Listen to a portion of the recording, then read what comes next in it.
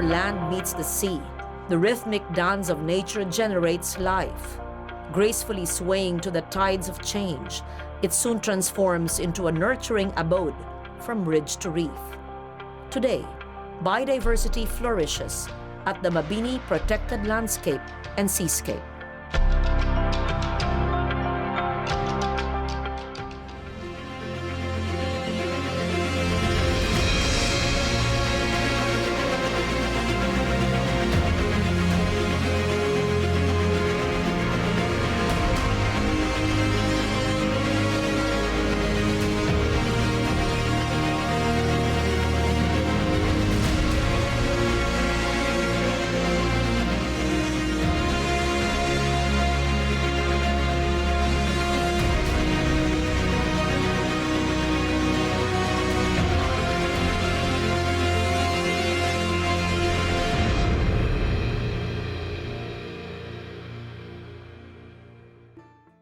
The Mabini Protected Landscape and Seascape covers the coastal areas of Compostela Valley and the province of Davao del Norte, including Pindasan and Copiat Islands in the Davao Gulf.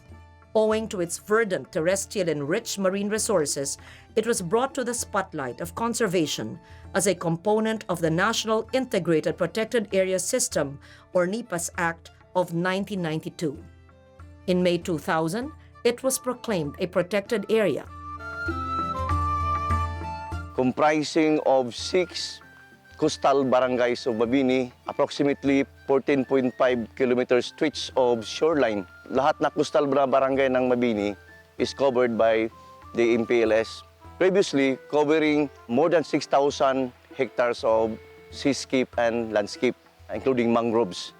And last 2016, i-validate again ng DNR, naging more than 7,000 hectares na lahat ang total land area ng seascape and landscape natin dito sa Mabini. It is also included in the 94 legislated protected areas under Republic Act number 11038, or the expanded National Integrated Protected Area System Act of 2018. 7 coastal barangays are covered by the protected area, and these are San Antonio, Tagnanan, Tibagon, Pindasan, Del Pilar, Cuambog, and Cadunan. From its dense inland and beach forests to the rich diversity of marine life, the Mabini Protected Landscape and Seascape is home to endemic, rare, and endangered wildlife. The protected area is very rich in corals. And in fact, we have this banner species, we call it barramundi or hunchback grouper, and that's what we use in our logo. And it's also one of the rich areas for fishing, and it's part of the Davao Gulf wide expanse of coral reef and marine resources. And we also have this species of turtles, and the same, these are endangered species that need to be protected. This area is just few of the remaining areas that have excellent population of corals. The collective conservation efforts of the government and the community, such as the Scuba Sorero, a monthly coastal cleanup of underwater garbage, are important in achieving a sustainable future for the Mabini Protected Landscape and Seascape.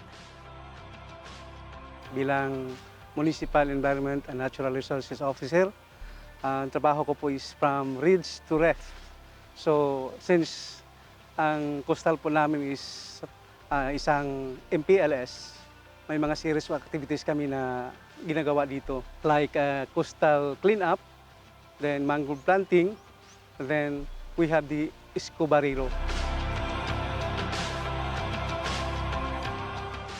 We were formed by our PASU 2016 to invite us kung ano yung pwede naming maitulong in our environment, especially sa aming protected area. So kami na grupo, we are the Blue Brigades. Isa kami sa mga PO na na-create ng Office of the DNR. Ang aming participation is to clean up the whole shoreline protected area of Mabini.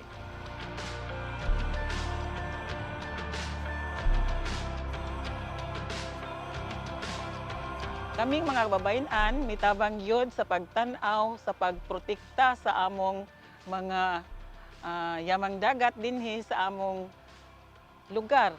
So naga-schedule mi isa sa isa ka bulan sa pagpamunit sa mga basura diri sa among mga palibot sa hunasan kay mahadlok mi nga ang mga basura makaadto sa dagat so makadaot na siya sa atong kalikasan.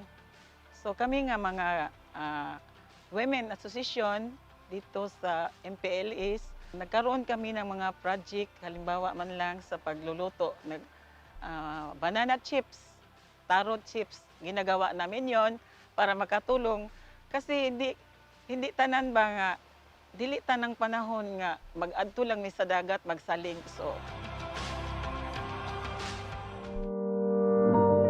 as this picture-perfect beauty and its rich marine resources begin to attract commerce and tourism, the Mabini protected landscape and seascape is confronted with issues and problems that often come with development. Foremost among these is the management of garbage and illegal fishing. Marami tayong mga tinatawag na POs, People's Organization, na meron tayong mga assignments, no? Kasi dito lang sa Mabini, protected area natin, because of the tourism, marami na tayong basura, bulk of garbages na dito.